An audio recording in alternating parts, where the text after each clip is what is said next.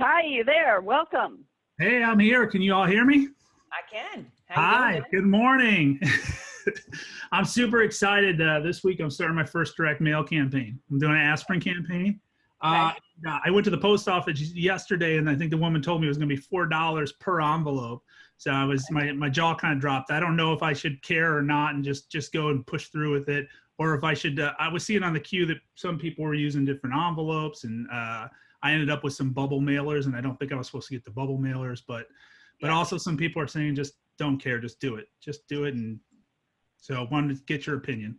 No, well, I think you want to, let's think this through. Let's not just do it or don't do it, and all hell be damned. And like, you got to think about this. So what is your average, you're selling managed services. Yeah, Yes. correct. Yeah. What's your average client worth? Yeah. So for Target, it's probably around 3,000 a month. $3,000 a month. Yeah. Okay. Okay. And so when you selected the list, you made sure that they were companies sufficient in size where where $3,000 a month would not be completely out of their league, correct? Yes. Okay. Yeah. So I'm On sorry. average, I would say on average. Yeah. Okay. Let's just average. Okay. So I'm going to share my screen and I'm going to send this to you. This is something I'm actually it's in the appointment generating miracle. I'm actually going to talk about it at Producers Club. So when I saw your question come up, I immediately went and grabbed it. This is just a quick little calculator for cost per lead, cost per appointment. So can you see that, Ty? Yes. Okay. So let's say that, and it says January, but let's say we're mailing 400 prospects. Okay. So this is a cost calculation, a cost per appointment, cost per sale. So, and I will send this, Debbie, I think you have it for Producers Club? Yes, I do. Let me just send this to you, Debbie. And then if you could, can you post it up in the chat to everybody here? Is that possible? I don't know, to be honest. I have not tried that before. Anyway, Todd, so, okay, let's say it's 400, okay? Now, when you mouse over the little notation, you'll see how so purchasing a list, let's say your cost for the list was $25 per record to $2 per record. It depends on what you select in the list that you get, right? So in this example, I'm using 50 cents per record, and I'm going to assume that only 50% of the list after you got it was actually a good sweet spot. So in other words, to get 400 records, you had to buy 800 records. Okay. So I built my list from scratch. I don't know if any of this matters, but you can it will. So let me walk through it and then you'll understand how we calculate this, right? Now, again, let's suppose we have to pay list cleaners about $12 per hour, and they can clean about 15 records per hour. That's what we find. So if we suppose 50% of the list, our sweet spot, you buy 800, it's going to cost you $400 for the list, $636 for the list cleaning. Okay, let's suppose. And here what I've done is I've put an example of $5 per prospect. Is what it's going to cost to mail. Okay, now the other thing, do you have a telemarketer, salesperson? No, I'm doing that myself too. Okay, so a lot of these costs are going to be irrelevant, but I'm trying to make it the worst case scenario for cost. Okay.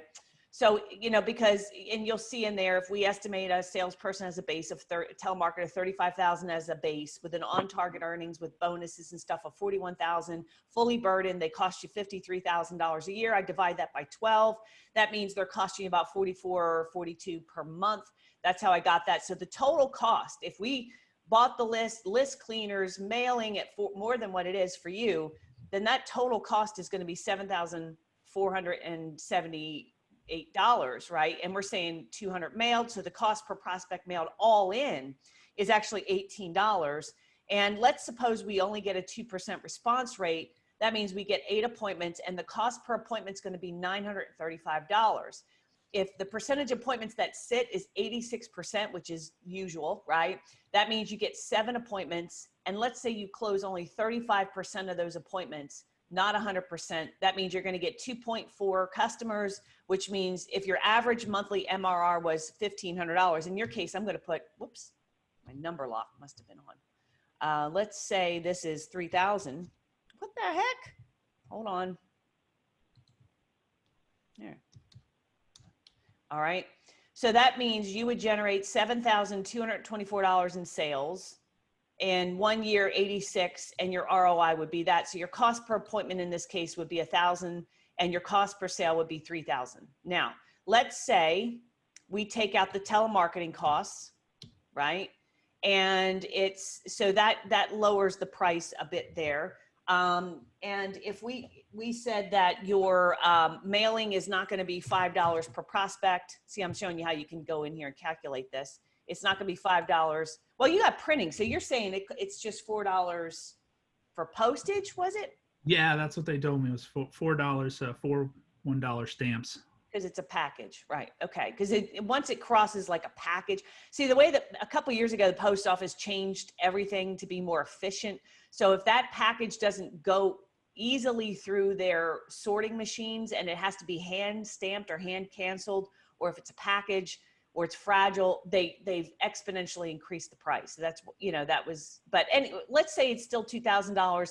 You're still at, if we got into zero telemarketing costs, because you're doing that, and your average MRR, that means your new sales in the first month would be about $7,000, or I'm saying by month, but let's say it's, because if you mail it 100 a month or 100 a week, you know, or if you can't do that, maybe it's 100 a month, it takes you 4 months. Either way, you know, you're going to end up, your new sales is $86,000 and your all-in total cost is $3,000.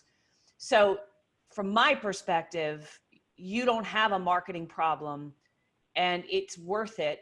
What you might have is a cash flow problem, right? Because when you're running a business, and it doesn't matter if it's an MSP business, any business, my business, right? We always have to spend more money initially to get the return. Now, we try to do things that are cheap and easy. You should be working referrals and networking and doing all that stuff for sure. But there's a point where you have to start spending money. So for example, when I hire a sales rep, they're not going to be returning any kind of return on investment for the first 3 months, possibly even the first 6 months. And it isn't going to be until month 7, 8, 9, where I'm actually going to be starting to make some money, right?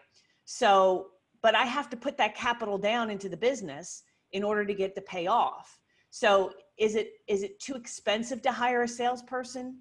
No, it's not. It's a cash flow issue. It's not a marketing issue, right? Now, if you said you're, you know, and this is at a 2% response rate, if we get a higher response rate, if we get a higher close rate, you'll do better. You know, if you do better at getting every client you get, you like, this is the initial sale the first year, next year it's going to be higher. So I would say, no, you don't have, you're not spending too much. But again, that's just one piece of the whole equation. The other parts of it is it a really good qualified list? Are you going to do the telemarketing to follow up? Sounds like you are. Are you going to do the LinkedIn? You know, are you going to be able to, when you get the lead, are you going to answer your phones live? So if somebody calls your office, you actually capture that lead. Are you going to be able to schedule that appointment, send the shock and all, and maybe get a better than 35% close rate? See, like all these factors play into whether $4 is too much or too little or whatever. So that's why I wanted, when you ask a question like that, and it's a great question, I'm glad you asked it. That's why it's not as simple as somebody saying, yeah, go ahead and do it, or no, don't. I wanted to walk you through the math and the logic so you're not, you know, I'm not just standing here saying, yeah, go ahead and mail it or don't mail it. Yeah, I appreciate that. No, I had come across that sheet before and I have it. So I'm going to kind of crunch some of those numbers and look at it. But I just wanted to see if I was, you know, I was just going to push ahead anyways, because the money's not a big deal. But I just want to know if I was being silly with the $4, because it seemed high at first. But when you look at the big picture, it's definitely not. If you know, if it does come through and it's successful, it'll mean nothing later on. I get that. As well. And the other thing, mailing it in a padded envelope with a package like that is going to have more of an impact than if it was a flat envelope. And that's why whenever we do direct mail, I always want it to be some sort of memorable, standout kind of mail. Like I want it to be, let me show you something. I'm going to be right back. Hold on. Don't go away. I'm going over here in my office. So you can, okay, I'm walking over here. I'm back. So just to give you an idea, like I don't like postcards, but I just got this in the mail, right? And it's for a furniture, it's Carpet Den, right? And I think sometime in the past I bought something from them. But like this, see how big this thing is? See, this stands out, right? Mm-hmm. This stands out. But if you get like some chintzy, cheap little postcard, I may or may not keep it or throw it away, right? So I want something like that. Let me kind of dig over here. I'm not going away. I'm just digging my, hold on. I'm looking at my direct mail bin here. I'm seeing, I think I had another envelope. But like if I mail something like this, you know, which is this Rush Express, you know, something like that stands out. You know, I'm looking for things that are going to be, you know, are going to be real. Like this was a client of mine that sent this to me, and it's in a padded envelope, right? And it's got the, you could see it's got like it was back in April when it's like National Stress Awareness Month, right?